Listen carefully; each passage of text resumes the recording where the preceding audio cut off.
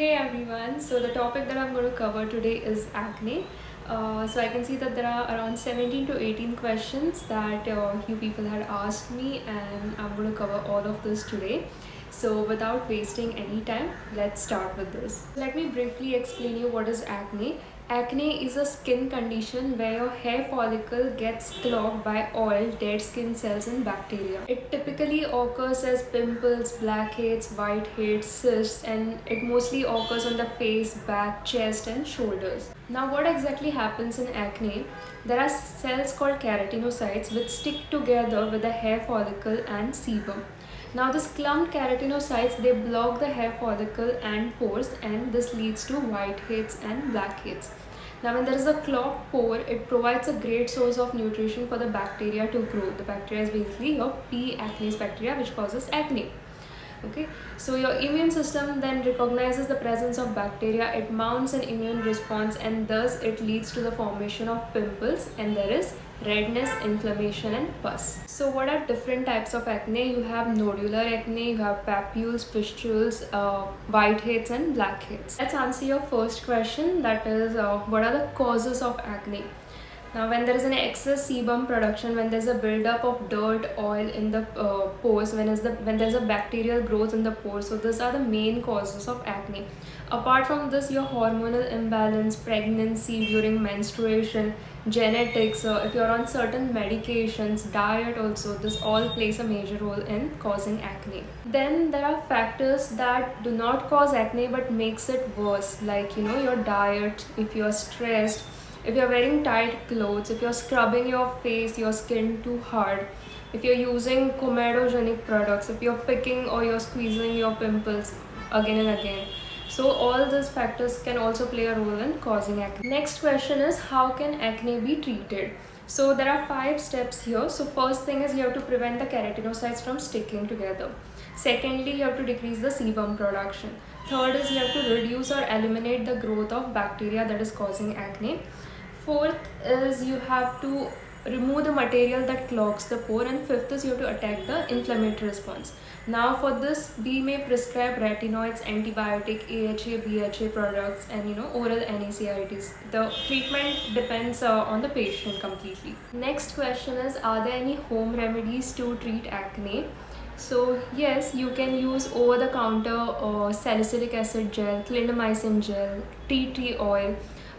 You can change your diet, exercise, hydrate properly. All these are home remedies to take care of your acne. Next is, what skincare routine is best for acne? So I have made a list of options now. So one is, you can use a salicylic acid face wash both in the morning and at night. In the middle of the day, if your face gets too oily, you can just splash water, clean your face, or if it gets extremely oily, you can use the face wash again. Then you have to stay away from comedogenic products. You have to use anti-dandruff shampoo if you have dandruff, because that can lead to acne on your forehead and even back, shoulders, chest also. Next is, use benzoyl peroxide soap or body wash for the back acne, for body acne.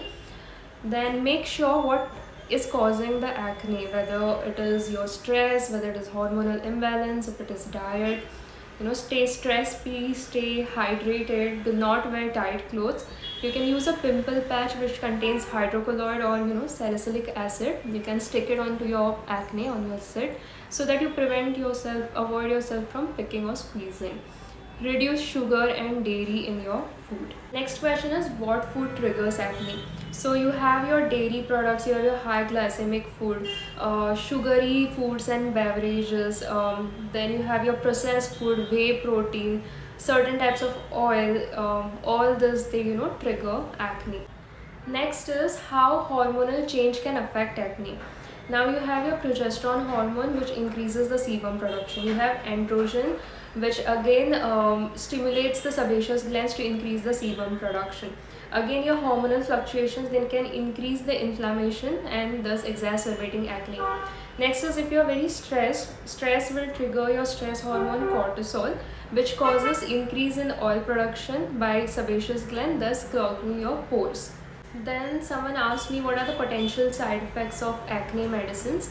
Now the topical medicines like retinoids or antibiotics that we prescribe, the most common side effect is dryness. There can be flaking. There can be increased sensitivity to sunlight, so that is why we always ask patients to wear sunscreen whenever you're on acne treatment. Then if we are giving antibiotics like oral medicines, the most common side effect is obviously nausea and diarrhea.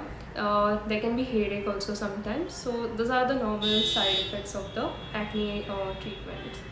Side effects of isotretinoin is completely a different topic, which I will speak in my next video.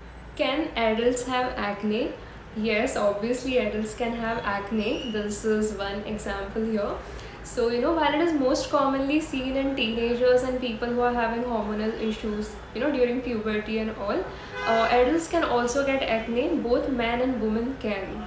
So what are the causes of adult acne? So again, hormonal fluctuations during your menstruation, pregnancy, then if you're having PCOD, all this can trigger acne. Again, adult life has stress, so stress can cause acne. If your diet is not correct, that will cause acne. Your genetics, if you have a family history of adult acne, you are most likely to get it. If you're under certain medication, corticosteroids or oral contraceptives, again you're more prone to get acne. So yes, for many reasons adults can have acne. So your adult acne is mostly manifested as cystic bumps or hormonal acne around the chin and the jaw area. Next up is how are acne scars treated or minimized. So there are a list of treatments.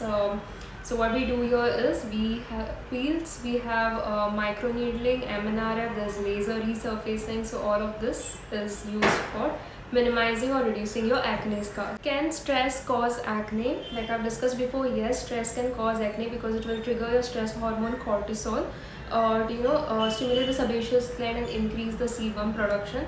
Not just this, your stress can also cause some behavioral changes, like you may neglect your skincare, you may not sleep well, you may not take care of your skin that well. This will also lead to acne. Then your chronic stress also suppresses your immune system, so your body is more susceptible to infections and cannot fight the acne bacteria that well. And wearing makeup worsen acne. So I have spoken about this in my first video on YouTube, so you can go check out. What should I do if over-the-counter acne treatments are not working for me? Obviously, visit your skincare professional or a dermatologist. And certain medications cause acne as side effects. Yes, if you're on corticosteroids, if you're taking lithium, if you're on oral contraceptives, then certain antidepressants can also trigger acne. Then are there any lifestyle changes to help improve acne? Absolutely. One is your diet adjustment. You reduce your sugary and dairy food. Then you have a balanced diet. You hydrate yourself well. Nextly, do stress management. Use proper skincare products which are non-comedogenic. You use gentle cleansers. Use the moisturizer, sunscreen prescribed by your dermat or the skincare professional. Again, you have to make sure that you get a good quality of sleep for 7 to 9 hours, every day, so that your body repair and regulate your hormones. Avoid touching your face, like, do not squeeze or pick pimples. A lot of people get acne, so it doesn't mean you're going to just keep doing that. Regular exercising. Also check your products for expiry and for the list of ingredients if you're sensitive to anything or if you're allergic to anything, if anything triggers acne. All this you have to keep in mind. Is it safe to pop pimple? No. Why would you do that? It hurts so much to do that. And no, that is not good for your acne. Do not pop, squeeze, pick your pimples. Does genetic play a role in acne? Yes, genetic plays a significant role in acne. If you have a family history, if you have had a parents who have had acne, you're more prone to have an acne prone skin or acne. So your genetic predisposition, it can affect how much sebum is being produced by your skin. This can lead to clogged pores. Then again, your hormonal regulations, genes can influence the hormonal levels, particularly during the puberty teenage phase. Skin type, okay, again, if you have a family history of having an oily skin, this will again, it will trigger acne. Then your inflammatory response, some individuals may have a genetic tendency towards heightened inflammatory response, which can exacerbate acne.